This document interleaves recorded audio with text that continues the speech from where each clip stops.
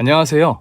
전 올해로 결혼 10년 차에 접어든 초등학생 아들을 둔 40대 초반의 주부입니다. 저는 유독 시어머니와 친하게 지내 남들이 보면 친정엄마 아니냐고 할 정도입니다. 저에겐 정말 고마우신 분이시거든요. 하지만 저와 시어머니의 사이를 못마땅하게 생각하는 방해꾼으로 제 결혼 생활 10년 동안은 암흑이었습니다. 제 어린 시절 기억을 떠올리면 하루도 행복했던 적이 없었던 것 같습니다. 늘 표정이 어두웠고 주눅이 들어서 친구들과도 잘 어울리지 못했습니다. 공사장에서 일하시던 아빠는 제가 6살 때 현장에서 사고로 돌아가시고 원래 몸이 약하시던 엄마는 그 충격으로 몸이 더 악화돼 하루 종일 집에서 누워 지냈습니다. 외할머니가 식당 일을 하며 저를 키워주시며 엄마 간호까지 해야만 했습니다. 어린 마음이지만 외할머니가 고맙고 안쓰러워 어깨며 다리를 주물러 드렸어요. 외할머니는 저희에게는 엄마나 다름없었습니다. 엄마는 근육이 굳는 희귀병으로 오랜 투병 끝에 제가 17살 때 하늘나라로 떠났습니다. 외할머니도 어느새 연세가 80이 넘으셔서 식당 일은 못하시고 파지를 주어서 겨우 끼니만 해결할 정도였고 생활비는 턱없이 부족했습니다. 저는 학교가 끝나면 식당에서 아르바이트를 하며 공부보다는 돈 버는 게 우선이었습니다. 그래도 할머니가 계셔서 얼마나 든든했는지 모릅니다. 몸이 녹초가 되어 밤늦게 집에 들어가면 외할머니가 다정하게 하유, 우리 강아지 왔어. 배고프지? 얼른 밥 먹어. 오늘도 고생했어, 우리 강아지. 나 오늘 무지무지 고생 많이 했어. 할머니, 나 어깨가 안 올라가는 것 같아. 설거지가 어찌나 많은지 해도 안 끝나는 거야. 저는 그렇게 할머니만 보면 조잘조잘 이야기 보따리를 풀어놓으며 어리광을 부렸어요. 그러면 할머니는 제 어깨를 주물러주며 호호하고 불어줬어요. 할머니 손이 약손인 거 알지? 호, 할머니 입김 불어넣으니까 금세 나을 거야. 와, 진짜 나 어깨 옥신거리던 거 싹 사라졌어. 우리 할머니 진짜 약손이네. 할머니는 제가 오기를 기다려서 밤 12시에 같이 저녁 식사를 하셨어요. 저 혼자 밥 먹으면 서럽다면서 안 주무시고 꼭 같이 식사를 하셨던 거죠. 김치, 된장찌개, 콩자반 반찬이 전부였지만 할머니와 먹는 밥상은 진수성찬 부럽지 않게 세상에서 제일 맛있었어요. 할머니는 새벽 4시에 일어나셔서 리어카를 끌며 온 동네를 다니며 파지를 주우셨습니다. 저도 한 번씩 할머니를 따라 파지를 주우러 다녔어요. 리어카를 잔뜩 채우면 그 무게가 상당하거든요. 그렇게 몇 년을 힘든 일을 하다 보니 언젠가부터 할머니는 허리며 무릎 관절이 안 좋아졌고 수술까지 해야 할 정도로 심각해졌습니다. 할머니, 의사 선생님이 먼저 무릎 수술하고 좀 회복한 후에 허리 수술도 해야 된대. 할머니 괜찮아, 하나도 안 아파. 수술 안 해도 돼. 우리 강아지 수술비는 어떻게 해야 되나 걱정 많이 했지. 안 돼. 의사 선생님이 수술 안 하면 큰일 난다고 했어. 수술비는 내가 식당 사장님께 갑을 받으면 되니까 걱정 말고 할머니 수술하자. 하지만 할머니는 절대 저한테 부담 주기 싫다며 한사코 수술을 거부했습니다. 그리고 중고 휠체어를 사서 할머니는 휠체어에 앉은 채로 생활을 했습니다. 제가 퇴근하는 시간에 맞춰 골목 앞까지 휠체어를 타고 나오셔서 매일 저를 기다렸던 할머니. 제 고등학교 졸업식이 끝난 후 주무시면서 편안하게 엄마 곁으로 떠났습니다. 제 나이 20살, 세상에 혼자가 되었습니다. 뭘 먹고 살지, 앞으로 뭐 해야 할지 막막했습니다. 아직도 집에는 할머니 온기가 그대로 느껴졌습니다. 저와 같이 마주 앉아 밥을 먹던 모습이 선합니다. 혼자 밥 먹을 때마다 할머니가 생각나 저는 오열을 했습니다. 한동안 밥도 안 먹고 집에 가만히 누워있기만 했습니다. 그러던 어느 날 꿈에 할머니가 나타나 저를 꼭 안아주셨고 그제야 전 정신을 차렸어요. 뭐라도 해서 먹고 살아야겠다 싶어 골목에 세워둔 할머니 리어카를 끌고 파지를 주우러 다녔습니다. 젊은 여자가 무거운 리어카를 끌고 다니니 동네에서도 기특하다면서 일부러 종이와 상자들을 모아서 줬어요. 배에서는 꼬르륵 소리가 진동을 하는데요. 돈이 없어서 빵 한 개로 끼니를 때워야 했습니다. 이대로는 생활비도 안 돼서 다시 식당 일을 알아봤습니다.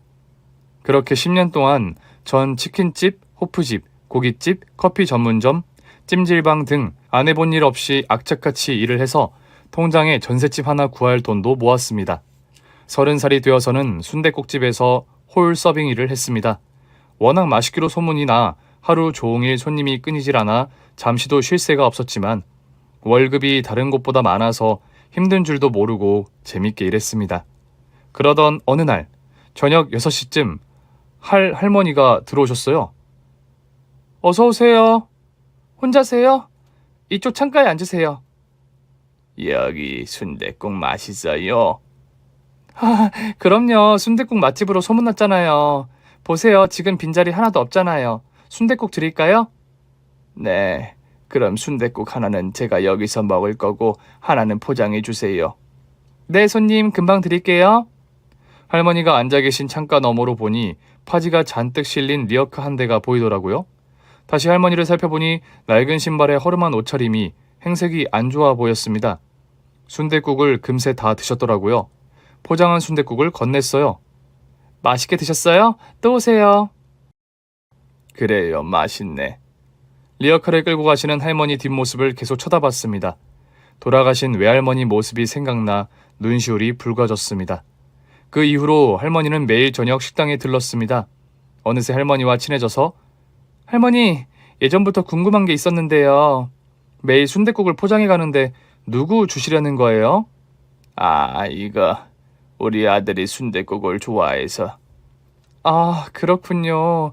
그럼 식당에 오셔서 같이 드시면 더 따뜻하고 맛있게 드실 수 있을 텐데요.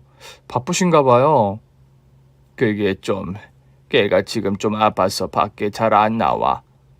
이어서 할머니는 아무한테도 한 적 없는 아들 얘기를 제게 해주셨습니다. 할머니는 가난한 집에 시집와 3남매를 낳았습니다. 남편과 농사를 지으며 그런대로 끼니 걱정은 안 하고 살았는데 남편이 알고 보니 지병이 있던 걸 숨겼습니다. 결혼한 지 5년이 지났을 무렵 남편은 시름시름 앓더니 세상을 떠났습니다.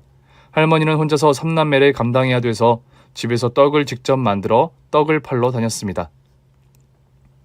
막내 아들은 없고 큰아들과 둘째 딸은 양손에 꼭 붙잡고 다녔어요.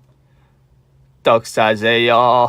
아침에 만들어서 따끈따끈해요. 주로 시장에 있는 가게를 돌아다니며 팔았고 상인들이 맛있다고 하며 단골도 많이 생겼습니다. 그리고 무엇보다 새 아이를 데리고 같이 다닐 수 있어서 오랫동안 떡 장사를 했습니다. 할머니가 만드신 떡은 맛있기로 소문이 나서 제법 장사가 잘 되었고 시장에 있는 떡집을 인수했습니다. 떡집은 점점 잘 되었고 먹고 사는 데는 지장이 없이 돈도 모을 수 있었습니다. 그렇게 3남매들도 사춘기에 접어들었고 큰 아들은 공부를 잘해서 장학금을 받으며 중고등학교를 다녔습니다. 대학교를 졸업하자마자 대기업 증권회사에 취직해 할머니에겐 자랑이요 기둥인 큰 아들이었습니다. 둘째 딸도 공부를 잘해 대학교 졸업 후 학교 선생님이 되었습니다. 하지만 막내 아들은 형 누나와 다르게 사춘기 때 나쁜 친구와 어울리면서 학교 다니면서 내내 사고를 쳐서 할머니 속을 썩였습니다. 사고 칠 때마다 퇴학 처리를 하려던 걸 할머니가 무릎을 꿇으며 제발 학교만 졸업하게 해달라고 빌어서 고등학교는 졸업할 수 있었습니다. 고등학교 졸업해서는 집에서 뒹굴뒹굴거리며 그 친구들과 어울려 돈만 쓰러 다녔습니다. 유독 둘째 딸이 막내한테 엄격해 잔소리도 많이 하고 어쨌거나 막내를 바로잡으려고 애썼습니다.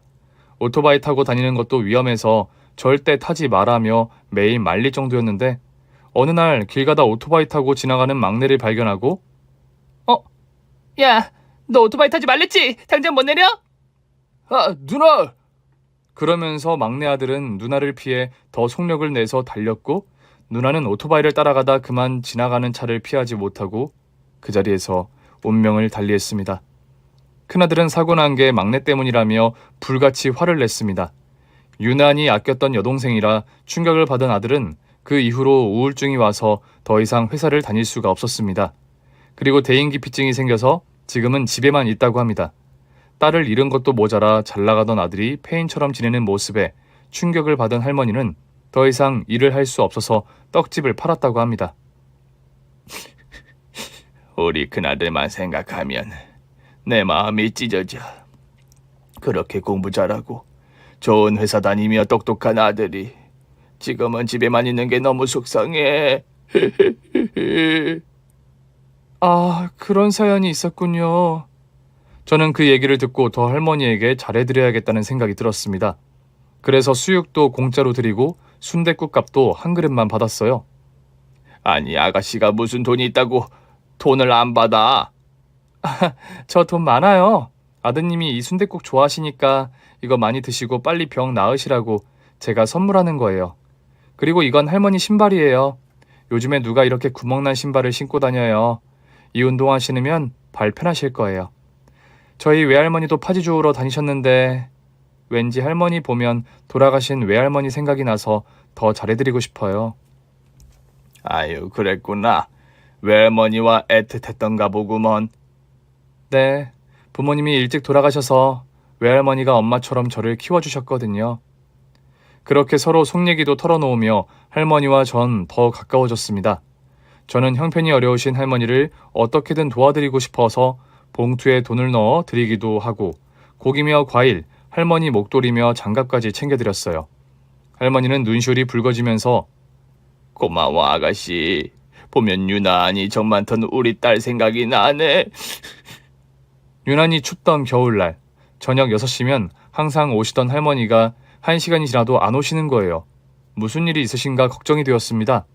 그래서 얼마 전에 할머니가 집에 온 고지서 글자가 잘 안 보인다며 제게 읽어달라고 보여주신 고지서를 가지고 있어서 얼른 가져왔습니다. 다행이다. 여기 집 주소가 있네. 여기서 멀지 않구나.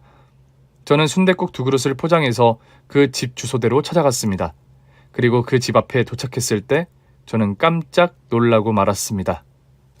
으리으리한 대저택이었던 겁니다. 이 집이 파지 주우러 다니시고 옷차림이 남루한 할머니 집이라니 믿을 수가 없었습니다.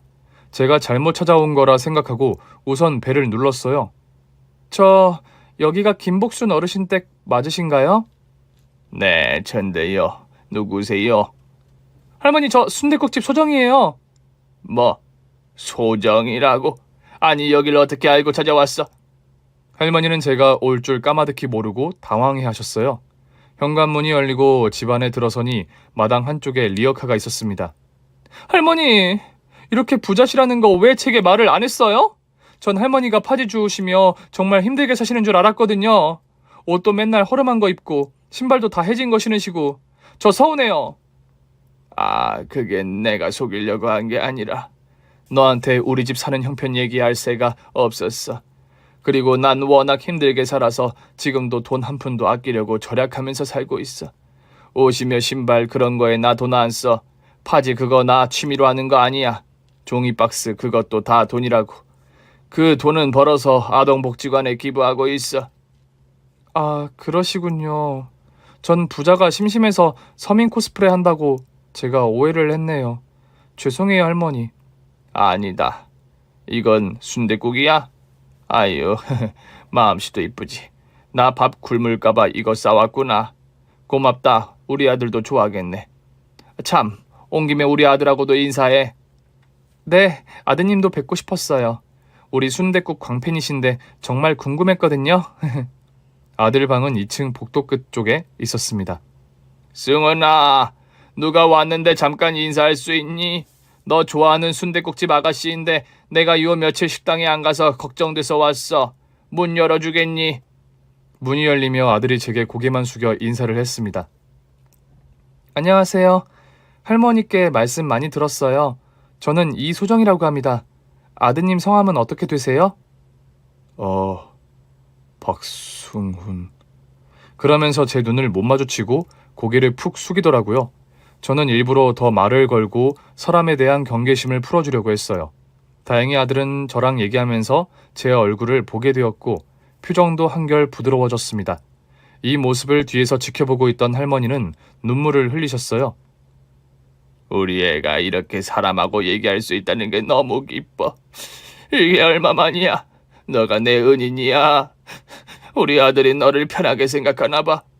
그러면서 할머니는 저에게 일주일에 한두 번씩 집에 들러서 아들과 얘기 나눌 수 있다며 부탁을 하셨고 저는 흔쾌히 수락했습니다.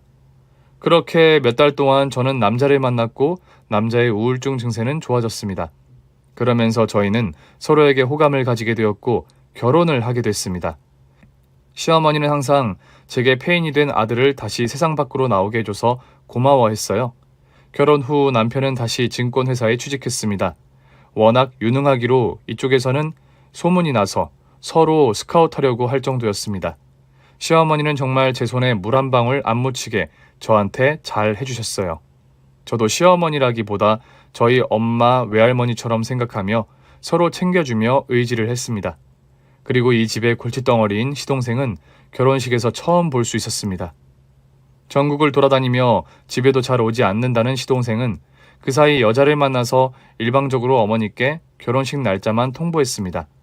그래도 며느리인데 어머니나 저와 남편에게 소개도 안 시켜주고 결혼식을 올렸던 거죠. 결혼 식후에야 제대로 저희 식구들은 동서를 찬찬히 볼 수 있었습니다. 동서는 이제 25살로 말투며 옷차림은 더 어려 보였어요. 그래, 우리 기훈이하고는 어떻게 만나게 되었어? 아, 얘요? 클럽에서 만났어요. 몇 번 만나다 보니 자기 집 돈 많다면서 자기랑 결혼해서 팔자 고치라고 하더라고요. 그래서 통장 보여달라고 했더니 진짜 돈이 많더라고요. 그래서 결혼했어요. 저도 부자 남자 만나서 결혼하는 게 로망이었거든요. 그럼 돈 보고 결혼한 거야? 언니, 그렇게 말하면 섭하죠. 기훈 씨가 좀 잘생겼잖아요. 그리고 생각보다 순진하고 착한 구석이 있어서 결혼해도 되겠다 싶었죠. 둘째야, 아무리 어려도 격식과 도리는 차려야 하는 법이야. 형님한테 언니가 뭐니? 앞으로 형님이라고 부르고 말투도 이제 결혼한 주부니까 조신하게 쓰고 행동도 신경 써. 그럼 이제 두 사람 뭐 먹고 살려고? 둘 다 직업이 없는데? 엄마, 그래서 내가 알아봤거든? 요즘 골프가 핫하잖아. 경기도 인근에 골프장 하나가 나왔더라고. 그거 하면 진짜 대박 날 거야. 그건 확실히 알아본 거야. 너가 그동안 사업한다고 말아먹은 게 몇 개야? 휴대폰 대리점, 편의점, 주유소, 노래방. 아유, 다 기억도 못하겠다. 이번엔 확실해? 그럼 엄마, 걱정 마. 이제 나도 결혼했고 철없이 안 그래. 이번 주 토요일에 계약하기로 했으니까 돈 마련해주면 돼. 계좌번호 문자로 보내줄게. 서방님, 이런 큰 돈 드는 일을 어머니와 상의도 안 하고 혼자서 결정해서 돈만 달라는 건 아닌 것 같아요. 결혼식도 혼자서 일방적으로 하시고 가족들과 미리 의논하셨으면 좋겠어요. 이봐요, 형수. 형수도 이 집 재산 보고 결혼한 거잖아요. 서로 다 비슷한 처지인데 뭘 그렇게 절 가르치려고 하세요? 잘 나가는 형한테 뭐 이런 망나니 같은 동생이 있어서 많이 놀라보셨나 본데 그냥 없는 셈 치고 신경 끊어주세요. 아니, 형수한테 그게 무슨 말버릇이야? 아이고, 속 터져. 엄마, 그리고 엄마가 나한테 준 건물 그거? 사정 있어서 팔았어. 그거 얘기 안 했던가? 뭐, 팔아서 그 큰 돈을 어디다 썼어? 아, 그게 친구 아는 지인이 베트남에서 리조트 사업을 하는데 투자하면 대박 난다고 해서 투자했는데 알고 보니까 그놈들이 짜고 날 등쳐 먹었더라고. 아, 내가 경찰에 신고했는데 둘 다 베트남으로 도망가서 찾을 수가 없다는 거야. 아우, 진짜 내 손에 잡히면 가만 안 둘 거야. 아유, 머리야. 그 큰 돈을 잘 알아보지도 않고 그렇게 덥석 주면 어떡해? 시동생은 그렇게 여러 사업을 하다가 실패하고 시어머니에게 얹혀 살고 있는 겁니다. 기어이 어머니는 골프장 사업도 도와주셨습니다. 골프장이 경기도 외곽이라 출퇴근하기 편하라고 시어머니는 고급 아파트도 얻어주셨습니다. 시어머니는 시동생 때문에 하도 신경을 써서 그런지 요즘 부쩍 얼굴이 상했어요. 어머니, 서방님 때문에 많이 속상하시죠? 근데 이사 가서는 잘 갔다는 전화 한 통이 없네요. 동서도 참 너무하네. 둘째한테 뭘 기대하겠니? 둘이 싸우지나 말고 잘 살면 난 그걸로 만족할란다. 근데 어머니, 요즘 얼굴이 너무 안 좋으세요. 어디 편찮으신 거 아니에요? 글쎄, 뭐 먹으면 좀 소화가 안 되긴 하는데 신경 써서 그렇겠지. 소화제 먹으면 괜찮아지고 그래. 그런데 점차 어머님 상태가 안 좋아지셔서 병원에 갔더니 위암말기라고 합니다. 저는 어머니를 부둥켜 안고 한참을 울었습니다. 오히려 어머님이 절 위로합니다. 괜찮아. 요즘은 암이라고 다 죽는 게 아니야. 나 열심히 치료받아서 꼭 나을 거야. 걱정 마라. 어머니가 암 판정을 받았다는 소식을 전화로 동서에게 전했습니다. 동서, 어머님 위암 말기 판정 받으셨어. 서방님하고 같이 이번 주 주말에 집에 들러. 아마마마, 그렇게 건강하시더니 어머니 불쌍해서 어떡해요. 근데 형님, 저 이번 주말에 중요한 약속이 있어서 못 갈 것 같아요. 무슨 약속? 어머님이 편찮으신데 다른 중요한 게 뭐가 있어? 앞으로 어머니 병간호 문제로 상의할 일도 있고 해서 오라는 건데. 네, 간호요? 저 간호 못해요. 강아지 키워본 적도 없는데 제가 어떻게 간호해요. 그리고 전 집도 멀고 왔다 갔다 하기도 힘들잖아요. 형님이 어머님과 각별하시니까 형님이 간호해 주시면 되겠네요. 대신 비용은 저희가 드릴게요. 뭐? 지금 그게 손윗사람한테 할 소리야? 동서 진짜 뻔뻔하구나. 어떻게 어머님이 암에 걸리셨다는데도 눈 하나 깜짝 안 해? 됐어. 내가 동서한테 뭘 바라겠어. 전화 끊어.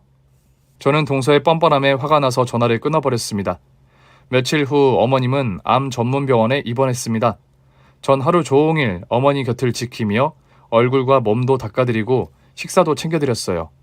저녁에는 한 번씩 남편이 퇴근하고 와서 교대를 해줘서 한숨 돌릴 수 있었습니다. 얼마 후 병세가 악화되어서 항암 치료를 시작했습니다. 약 때문에 어머니는 구역질을 하며 식사를 거의 못할 정도로 힘들어했어요. 그리고 병원에서는 더 이상 치료할 수가 없어서 집으로 왔습니다. 어머니 화장실 갈 때도 부축하고 씻기고 식사하실 때 손에 힘이 없어서 잘 못 드셔서 직접 수저로 입에 넣어드려야 했습니다. 점점 기력이 없으시더니 이제 자리에서 일어나는 것조차 힘들어해서 기저귀를 차고 볼 일을 해결해야만 했습니다. 첫째야, 내가 너한테 면목이 없다. 너한테 똥기저귀까지 갈게 하고 내가 빨리 죽어야 할 텐데. 어머니, 그런 소리 하지 마세요.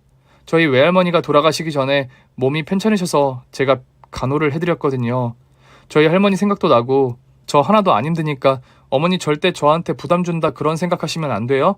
어머님이 저 친딸처럼 생각해 주시는데 딸이 어머니 병수발 드는 거 당연하죠. 그렇게 생각해주니 정말 고맙다. 요즘 세상에 너 같은 며느리가 어디 있니? 너가 복덩이야. 그런데 어머님이 이렇게 암 투병 중임에도 시동생과 동서는 코빼기도 안 보여서 정말 화가 나더라고요. 어머님, 서방님과 동서 너무한 거 아니에요? 어머니 아프신데 어떻게 한 번을 안 올 수가 있는 거죠? 제가 전화해서 오라고 해야겠어요. 아니야. 내가 지금 전화할게. 나도 안 그래도 괘씸해서 생각하고 있었어. 그러고 어머님은 동서한테 전화를 합니다. 둘째니, 너 얼굴 까먹겠다. 안녕하셨어요, 어머니. 몸은 좀 어떠세요? 넌 내가 죽든 말든 관심도 없잖아. 어떻게 한 번을 안 찾아올 수가 있어. 저도 가려고 했는데 매번 일이 생겨서, 그리고 형님이 옆에서 잘 간호해 주셔서 안심이 푹 되니까 안 찾아뵌 거죠. 말은 청산유수네. 내가 이제 얼마 못 살 것 같다 할 얘기가 있으니까 둘째랑 같이 오늘 집에 들러라.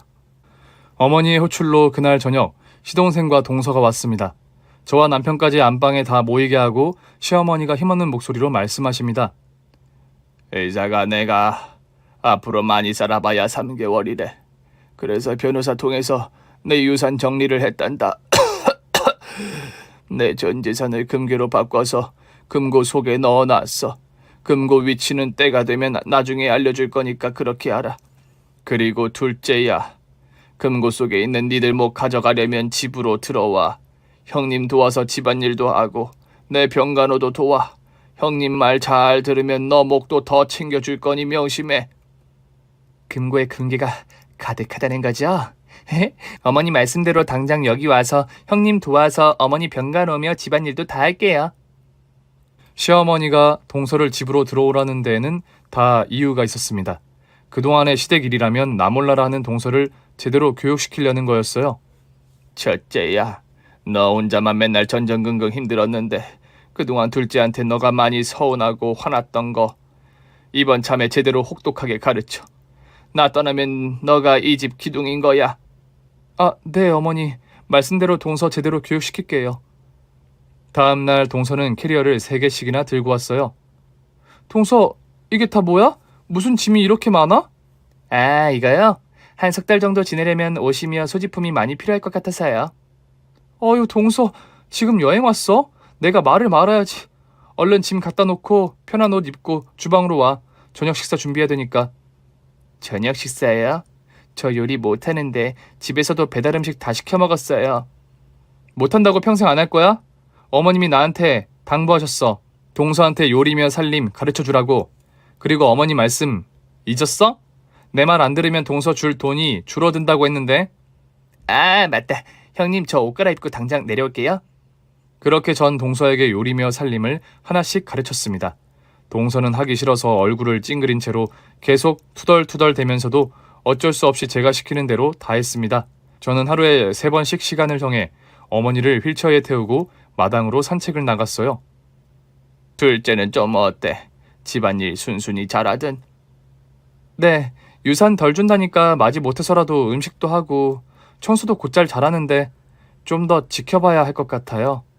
저렇게 해봐야 너가 얼마나 힘들었는지 알게 되지. 일 많이 시켜.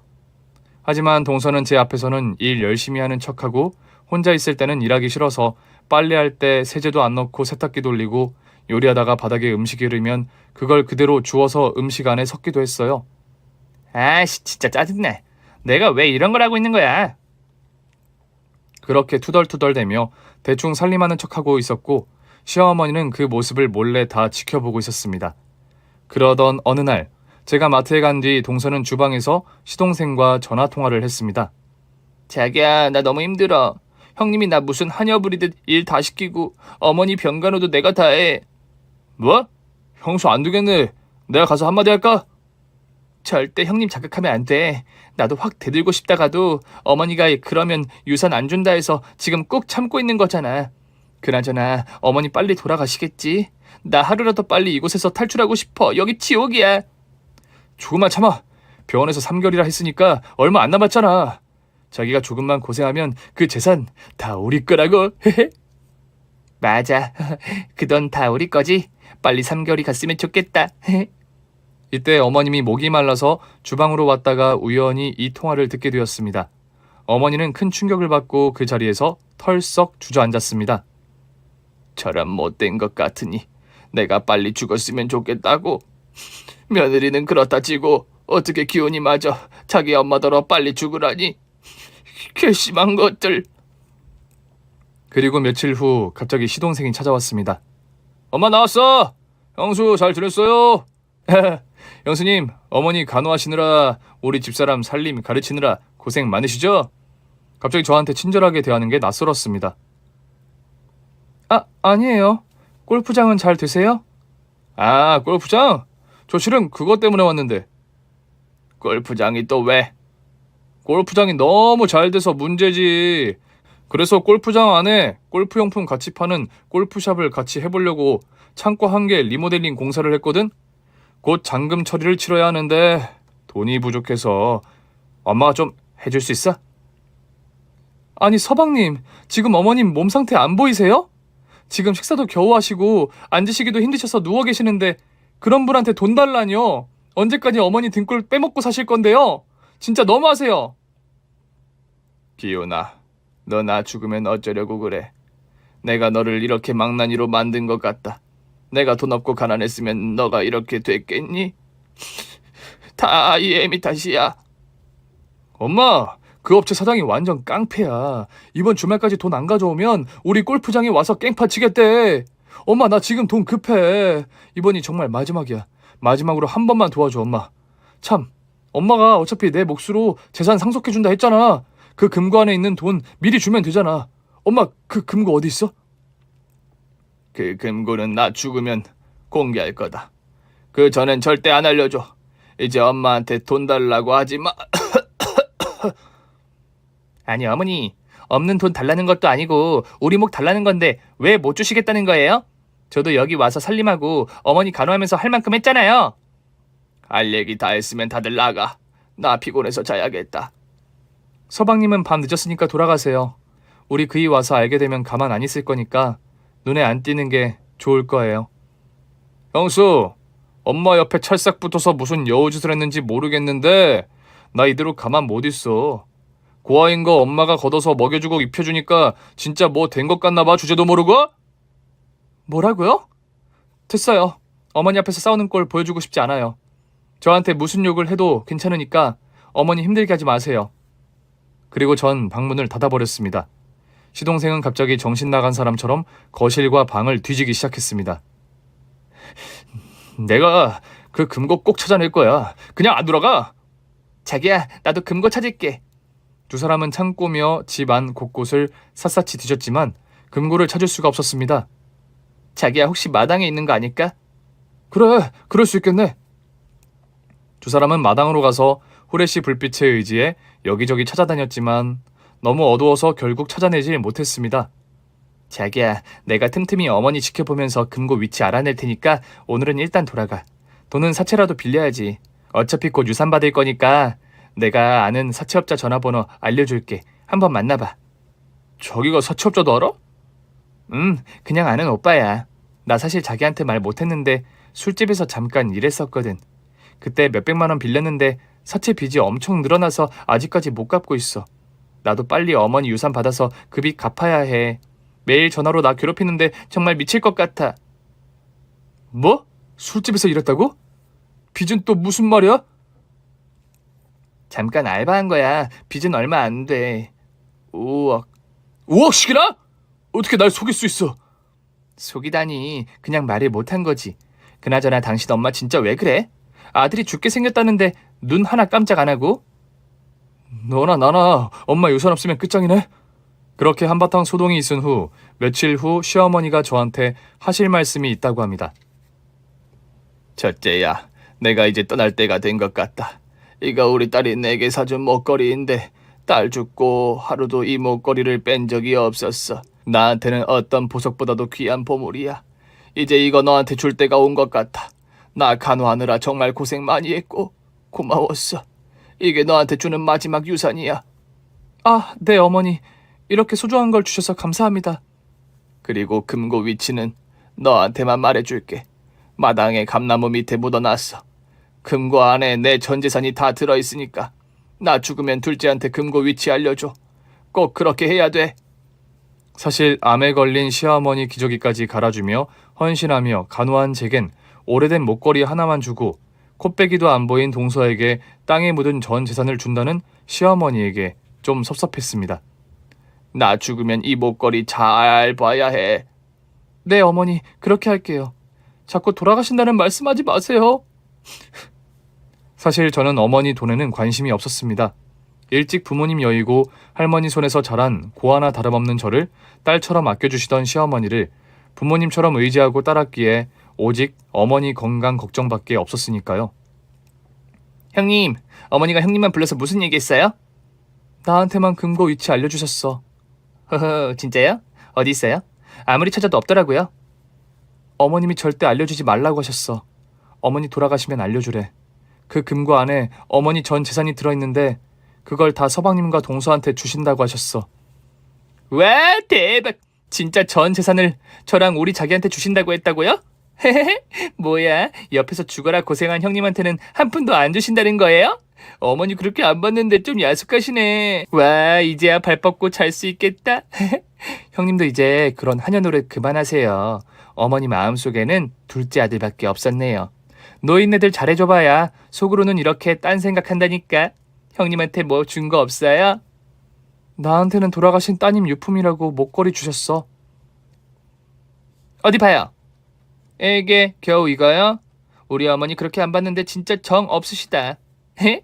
빨리 이 기쁜 소식을 우리 자기한테 알려줘야겠다. 저기요, 놀라지 마. 어머님이 금고 안에 있는 전 재산을 우리한테 주신대. 완전 대박이지. 진짜로? 형하고 형수한테 준다는 거 잘못 들은 거 아니야? 형님이 직접 나한테 얘기해줬어. 형님한테는 달랑 낡은 목걸이 하나 줬어. 어머님이 속으로는 자기와 나를 좋아했던 거지. 역시 우리 엄마야. 내가 그렇게 돈 달라고 할 때는 없다고 매몰차게 하더니만 다 깊은 뜻이 있었구나. 그럼 나 사채 써서 빨리 공사대금 메꿔야겠네. 엄마 얼마 못 사시니까 재산 받으면 한 번에 싹 갚아버리면 되니까. 맞아. 지긋지긋한 내 빚 5억까지 싹 갚아버리자고. 당신 그래도 어머님이 갑자기 마음 변할지도 모르니까 지금처럼 엄마 기분 잘 맞춰주고 애교도 더 부리고 잘해. 걱정 마. 요리도 좀 배워서 어머니 내가 만든 죽도 잘 드셔.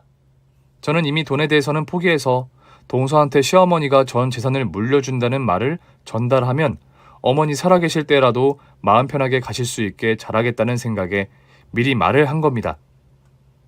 동서, 어머니한테 감사해 하면서 어머니 남은 시간 동안 편안하게 지낼 수 있게 잘해드려. 그럼요. 우리 오늘 어머니 모시고 꽃 구경 갈까요? 우리 집 앞 공원에 벚꽃이 정말 예쁘더라고요.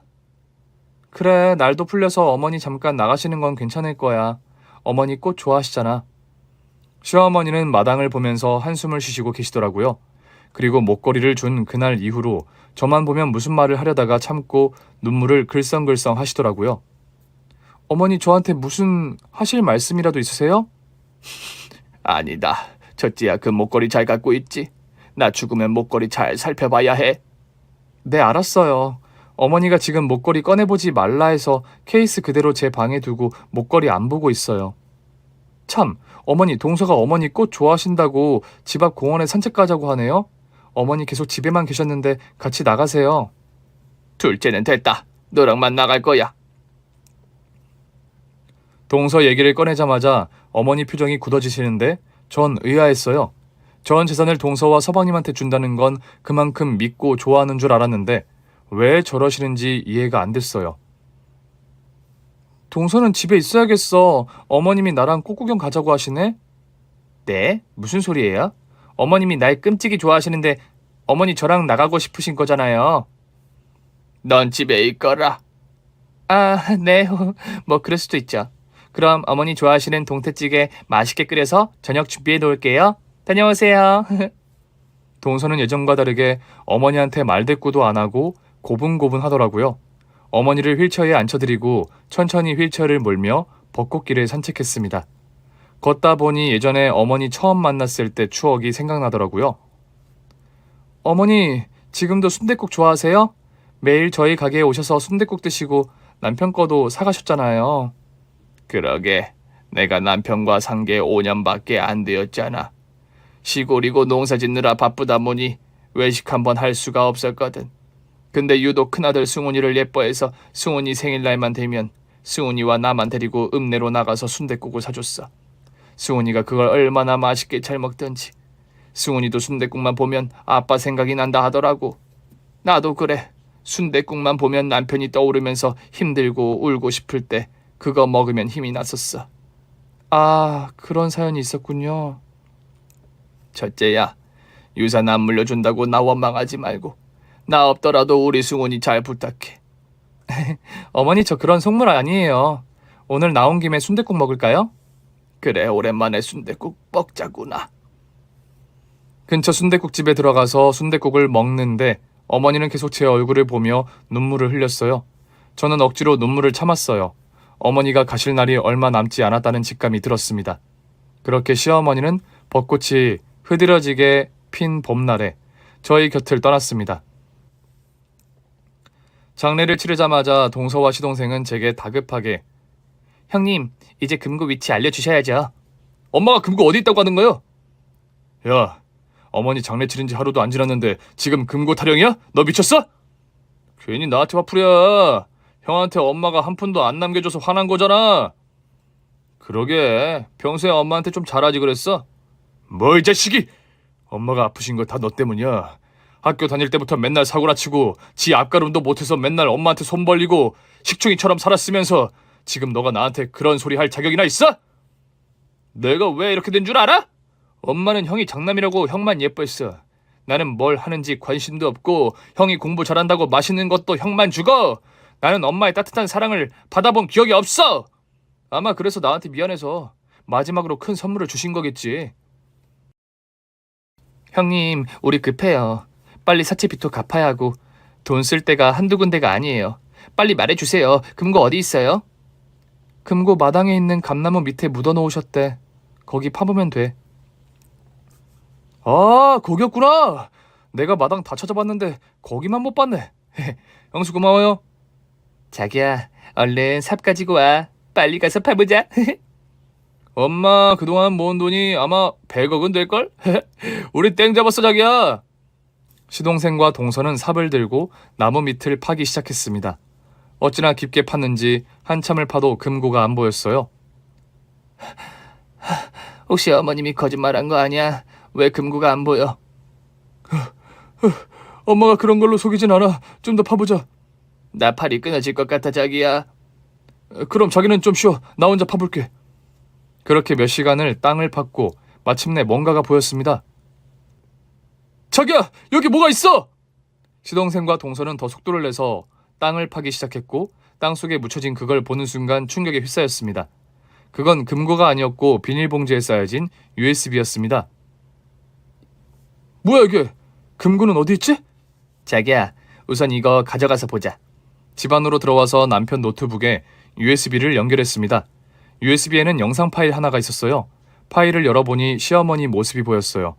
영상 속 어머님의 목소리가 들렸습니다. 둘째 며느리와 기훈아, 이 영상 보고 있니? 금고가 없어서 실망했지. 애초에 금고 따위는 없었어. 너희 둘 하도 괘씸해서 내가 거짓말한 거다. 내 유산 받으려고 나 빨리 죽기를 바랬던 너희들. 니들 전화 통화하는 거 다 들었다. 둘째 너는 집안일 돕는 척 연기했던 거 다 안다. 뒤에 가서는 짜증내고 어떻게든 유산 받으려고 나 속이느라 애썼다. 어떻게 인간의 탈을 쓰고 자기 엄마한테, 시어머니한테 그런 짓을 할 수가 있냐? 너희 둘한테는 내가 힘들게 모은 돈 한 푼도 못 주니까 오늘 이후로 형수와 형한테 절대 빌붙을 생각 말고 멀리 가서 살아. 자기 엄마 형제도 모르는 못된 것들 같으니 정신 똑바로 차리고 살아. 첫째야, 너한테 재산 안 주고 목걸이만 줘서 많이 실망했지? 일부러 그렇게 한 거야. 그래야 저 못된 것들이 너 안 괴롭힐 테니까. 많이 서운했다면 정말 미안하다. 넌 나한테 딸이었다. 너가 내 며느리가 되어줘서 정말 고맙다. 너가 나한테 잘해준 거 다 보상해줄게. 그 목걸이 이제 꺼내서 봐도 돼. 우리 승훈이와 행복하게 살아. 영상을 다 보고 전 오열을 했습니다. 시어머니의 속 깊은 마음도 모르고 목걸이만 준다고 잠깐 서운해했던 제 자신이 미웠어요. 남편이 제 어깨를 감싸며 위로를 해줬습니다. 시동생과 동서는 허탈해서 바닥에 털썩 주저앉아 정신 나간 사람처럼 실없이 웃기만 합니다. 저는 방으로 들어와서 시어머니가 주신 목걸이를 자세히 살펴봤습니다. 목걸이 뒤를 보니 웬 전화번호가 있었어요. 이게 무슨 번호지? 얼른 전화해봐. 전화를 걸었더니 변호사 사무실이었습니다. 변호사가 집에 찾아와 그간의 일을 설명해 주었습니다. 시어머님이 시한부 판정을 받은 날 변호사를 찾아와 모든 재산을 남편과 저에게 상속한다고 유언을 남겼다고 합니다. 어머님이 저희에게 남기신 유산이 100억이었어요. 시동생 부부 오는 바로 손절을 했는데 사채 빚을 못 갚아 골프장과 아파트까지 팔아서 빈털터리가 되었다는 소식을 들었습니다. 시어머니가 남기신 유산으로 저와 남편은 복지재단을 설립해서 부모 없고 힘들게 사는 청소년들을 돌보고 있습니다. 시어머니의 마지막 선물이었던 목걸이가 제 인생을 바꿔놓았던 거죠. 저의 긴 얘기 이제 마무리하려고 합니다. 감사합니다. 오늘 준비한 사연은 여기까지입니다. 재미있게 들으셨다면 구독과 좋아요, 알림 설정까지 눌러주세요. 그럼 저는 다음 사연으로 찾아뵐게요. 오늘도 건강하고 행복하세요.